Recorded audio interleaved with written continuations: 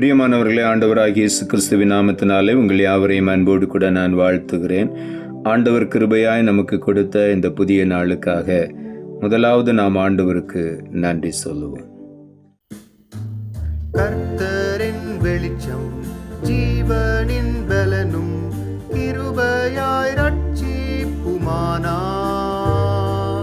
கர்த்தரின் வெளிச்சம் ஜீவனின் பலனும் கிருபையாய் ரட்சிப்புமானார். அஞ்சிடாமல் கலங்காமல் பயமின்றி திகிலின்றி அனுதினம் வாழ்ந்திடுவேன். அஞ்சிடாமல் கலங்காமல் பயமின்றி திகிலின்றி அனுதினம் வாழ்ந்திடுவேன். காலையும் மாலைய வேளையும் கர்த்தரை கருத்துடன் பாடிடுவேன். இந்த நாளுக்கென்று ஆண்டவர் கொடுக்கிற ஒரு வார்த்தை மீகா புஸ்தகம் 7ஆம் அதிகாரம் 8வது வசனம். மீகா 7:8. என் சத்துருவே, எனக்கு விரோதமாய் சந்தோஷப்படாதே. நான் விழுந்தாலும் எழுந்திருப்பேன். நான் இருளில் உட்கார்ந்தால் கர்த்தர் எனக்கு வெளிச்சமாயிருப்பார். இந்த காலை வேளையில ஆண்டவருடைய வார்த்தை சொல்லுகிறது, சத்துருவே, எனக்கு விரோதமாய் நீ சந்தோஷப்படாதே. அநேக சூழ்நிலைகளிலே நாம் பிரச்சனைகள் வழியாக போகும் பொழுது சத்துரு நமக்கு எதிராக சந்தோஷப்பட்டு களி கூறுகிறார். ஆனால் கர்த்தர் என்ன செய்கிறார்? விழுந்து போனவர்களை மறுபடியும் எழுந்திருக்க பண்ணுகிறார். இந்த காலை வேளையில நமக்கு விரோதமாய் சத்துருக்கள் சந்தோஷப்பட்டாலும் நாம் அதை குறித்து கவலைப்பட வேண்டாம். நாம் அறிக்கையிட வேண்டிய ஒரே ஒரு காரியம், நான் விழுந்தாலும் எழுந்திருப்பேன். நான் இருளிலே உட்கார்ந்தால் கர்த்தர் எனக்கு வெளிச்சமாயிருப்பார். நாம் ஆண்டவரை முழுவதுமாய் விசுவாசித்து அறிக்கை பண்ணும் பொழுது ஒரு நாளும் நான் விழுந்து போவதில்லை. நான் விழுந்தாலும் கர்த்தர் நம்மை எழுப்புவார். ஆகவே இந்த காலை வேளையில பல சூழ்நிலைகளிலே நீங்கள் தவறி இருக்கலாம், விழுந்திருக்கலாம். இனி அவ்வளவுதான், என்னால் எழும்ப முடியாது என்று சொல்லி ஒருவேளை குற்ற மனசாட்சியோடு இந்த காலை வேளையில நீங்கள் உட்கார்ந்து கொண்டிருக்கலாம். உங்களோடு கூட ஆண்டவர் பேசி கொண்டிருக்கிறார். நீங்கள் குற்ற மனசாட்சியோடு இருக்க வேண்டிய அவசியம் கிடையாது.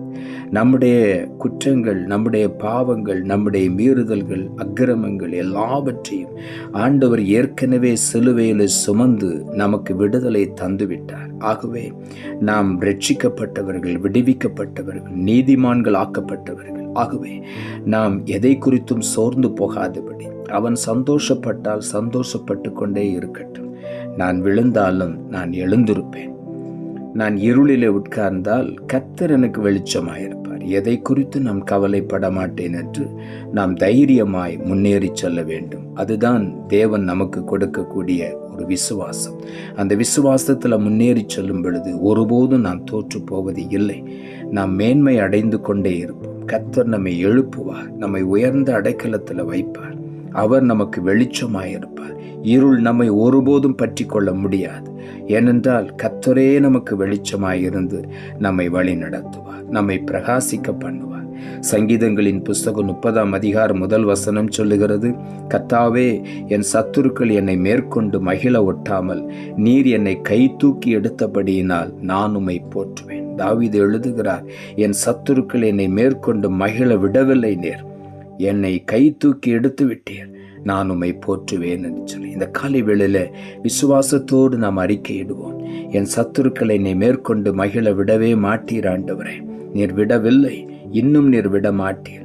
என்னை கை தூக்கி நீர் எடுத்து விட்டீர், அதற்காக உமக்கு நன்றி என்று சொல்லி ஆண்டவரை போற்றி நாம் துதிப்போம். சங்கீதங்களின் புஸ்தகம் 41ஆம் அதிகாரம் 5ஆம் வசனம் சொல்லுகிறது, அவன் எப்பொழுது சாவான், அவன் பேர் எப்பொழுது அழியும் என்று என் சத்துருக்கள் எனக்கு விரோதமாய் சொல்லுகிறார்கள் என்று தாவீது எழுதுகிறார். இந்த காலை வேளையில பல சூழ்நிலைகளிலே நாம் இல்லாத இடங்களிலே நம்மை குறித்து மற்றவர்களிடத்திலே ஒருவேளை அவதூறான வார்த்தைகளை பேசிக் கொண்டிருக்கலாம், தூற்றிக்கொண்டு தெரியலாம். நீங்கள் ஒன்றையும் குறித்து கவலைப்பட வேண்டாம். ஆமோஸ் தீர்க்க தரிசன புஸ்தகம் 9ஆம் அதிகாரம் 12ஆம் வசனம் இப்படியாய் சொல்லுகிறது, அந்நாளிலே விழுந்து போன தாவீதின் கூடாரத்தை நான் திரும்ப எடுப்பித்து அதன் திறப்புகளை அடைத்து அதில் பழுதாய் போனதை சீர்படுத்தி பூர்வ நாட்களில் இருந்தது போல அதை ஸ்தாபிப்பேன் என்று இதை செய்கிற கர்த்தர் சொல்லுகிறார் என்று இங்கே எழுதப்பட்டிருக்கிறது. ஒருவேளை சில சூழ்நிலைகளிலே நீங்கள் இடறி விழுந்திருக்கலாம். ஆனால் கர்த்தர் சொல்லுகிறார், விழுந்து போன தாவீதின் கூடாரத்தை அப்படியே விட்டுவிட மாட்டேன். நான் திரும்ப எடுப்பித்து அதன் திறப்புகளை எல்லாம் நான் அடைத்து விடுவேன். அதில் பழுதாயிருக்கிறதையெல்லாம் நான் சீர்படுத்தி எல்லா பழுதுகளை நீக்கி பூர்வ நாட்களில் இருந்தது போலவே அதை மறுபடியும் ஸ்தாபிப்பேன் என்று இதை செய்கிற கர்த்தர் சொல்லுகிறார். இந்த காலை வேளையிலே ஒன்றையும் குறித்து கவலைப்பட வேண்டாம், சோர்ந்து போக வேண்டாம், துக்கத்தோடு இருக்க வேண்டாம், நீங்கள் வெட்கத்தோடு இருக்க வேண்டாம். இன்றைக்கு ஆண்டவர் சொல்லுகிறார், நீங்கள் வெட்கப்பட்ட இடத்திலெல்லாம் உங்களை மறுபடியும் கீர்த்தியும் புகழ்ச்சியுமாய் வைப்பார். உங்கள் வெட்கத்திற்கு பதிலாக இரட்டத்தனையான பலன் வரும் என்று வேதம் சொல்லுகிறது. ஆகவே இந்த காலை வேளையில ஆண்டவர் நம்மை மறுபடியும் எடுப்பித்து திறப்புகளை அடைத்து பழுதாய் போனதை சீர்படுத்தி பூர்வ நாட்களில் இருந்தது போலவே இன்றைக்கு ஸ்தாபிப்பேன் என்று சொல்லுகிறார். ஒவ்வொருவரையும் மறுபடியும் ஸ்தாபிப்பேன். எந்த நிலையிலிருந்து நீங்கள் கீழே தள்ளப்பட்டீர்களோ அதே நிலைக்கு மறுபடியும் உங்களை ஆண்டவர் உயர்த்துவார். ஆகவே நீங்கள் ஒன்றையும் குறித்து கவலைப்பட வேண்டாம். கர்த்தரை மாத்திரம் முழுமையுமாய் நம்பிக்கொண்டிருங்கள். ஏசாயா தீர்க்க தரிசன புஸ்தகம் 52 அதிகாரம் 1 வசனம் சொல்லுகிறது, எழும்பு எழும்பு சீயோனே, உன் வல்லமையை தரித்துக்கொள். பரிசுத்த நகரமாகிய எருசலேமே, உன் அலங்கார வஸ்திரங்களை உடுத்திக்கொள். விருத்த சேதனம் இல்லாதவனும் அசுத்தனும் இனி உன்னிடத்தில் வருவது இல்லை. இன்றைக்கு ஆண்டவர் வாக்கு பண்ணுகிறார், உன்னை கீழே விழத் தள்ளுவதற்கு கங்கணம் கட்டி கொண்டு உனக்கு எதிராக செயல்படுகிற விருத்த சேதனம் இல்லாதவன் அசுத்தன் இனி உன்னிடத்தில் வருவது இல்லை. நீ எழும்பு சீயோனே, உன் வல்லமையை தரித்துக்கொள். பரிசுத்த நகரமாய் எருசலேமே, உன் அலங்கார வஸ்திரங்களை உடுத்திக்கொள் என்று இன்றைக்கு ஆண்டவர் சொல்லுகிறார். ஆகவே இந்த காலை வேளையில நாம் எழும்புவோம். கர்த்தர் நம் பட்சத்தில் இருக்கிறார். மனுஷனுக்கு நாம் பயப்பட வேண்டாம். ஆண்டவர் சொல்லுகிறார், மறுபடியும் உன்னை எடுப்பித்து நான் நிறுத்துவேன் என்று சொல்லி. இங்கே வேதம் சொல்லுகிறது, எனக்கு விரோதமாய் சத்துருவே நீ சந்தோஷப்படாதே, நான் எழுந்திருப்பேன். கர்த்தர் என்னை எழுப்புவார். அவர் என்னை மேன்மையாய் உட்கார வைப்பார். இருளிலே உட்கார்ந்தார், அவர் எனக்கு வெளிச்சமாயிருப்பார். அவரின் இருளை மாற்றுவார். என்னை மறுபடியும் மேன்மையிலே உயர்த்தி ஆசீர்வதிப்பார். ஆகவே இந்த காலை வேளையில உள்ளத்தின் ஆழத்திலிருந்து ஆண்டவருக்கு நன்றி சொல்லுவோம். ஆண்டவர் மறுபடியும் நம்மை மேன்மையாக உயர்த்தி வைப்பார். விருத்த சேதனம் இல்லாதவன் அசுத்தனும் இனி உன்னிடத்தில் வருவது இல்லை. ஆகவே நீ எழும்பி பிரகாசி என்று ஆண்டவர் சொல்லுகிறார்.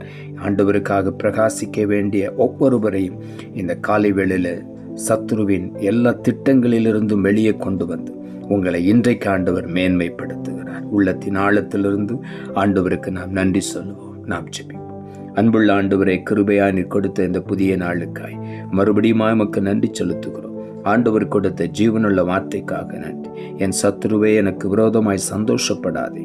நான் விழுந்தாலும் எழுந்திருப்பேன். நான் இருளிலே உட்கார்ந்தால் கர்த்தர் எனக்கு வெளிச்சமாய் இருப்பார் என்ற வார்த்தையை கொடுத்தேன்.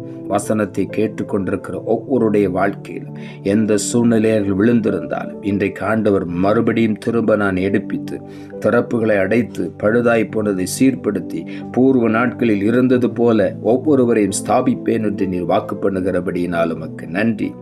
நீ எழும்பு என்று சொல்லுகிறேன். வல்லமையை தரித்துக்கொள் என்று சொல்லுகிறேன். இந்த காலை வேளையில ஒவ்வொருவரையும் நீர் பலப்படுத்தி உயர்த்துகிறபடியினால் உமக்கு நன்றி. இனி விருத்த சேதனம் இல்லாதவன் அசுத்தன் உன் வழியிலே உன்னிடத்தில் வருவது இல்லை என்று வாக்கு பண்ணி இருக்கிறேன்.